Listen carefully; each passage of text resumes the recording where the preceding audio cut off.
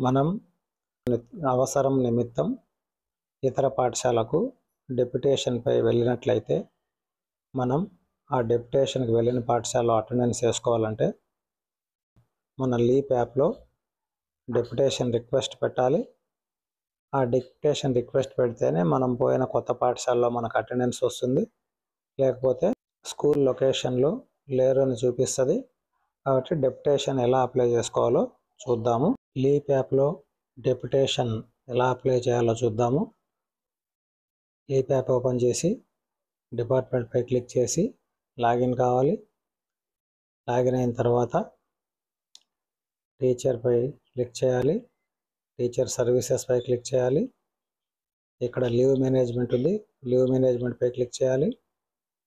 ఇక్కడ apply special duty అని ఉంది. అప్లై స్పెషల్ డ్యూటీపై క్లిక్ చేయాలి. ఈ స్పెషల్ డ్యూటీపై క్లిక్ చేస్తే మనకు ఇలా ఆప్షన్స్ అన్నీ కనిపిస్తాయి.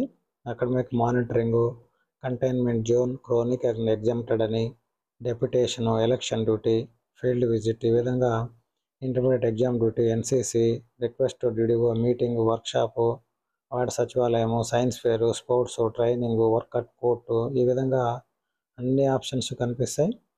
వీటిలో మనం డెప్యుటేషన్ ఆఫ్ చేసుకోవాలి.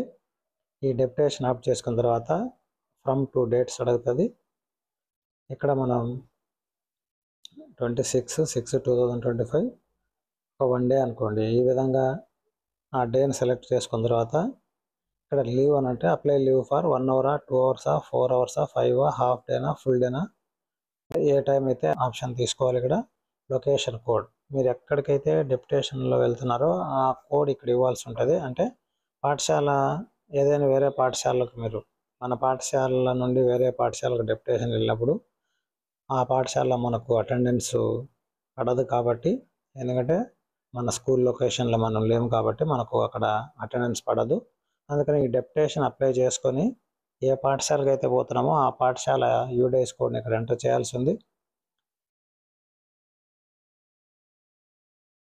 యూడేస్ కోడ్ ఎంటర్ చేసిన తర్వాత చాలామంది డైరెక్ట్గా అప్లై చేసేస్తున్నారు.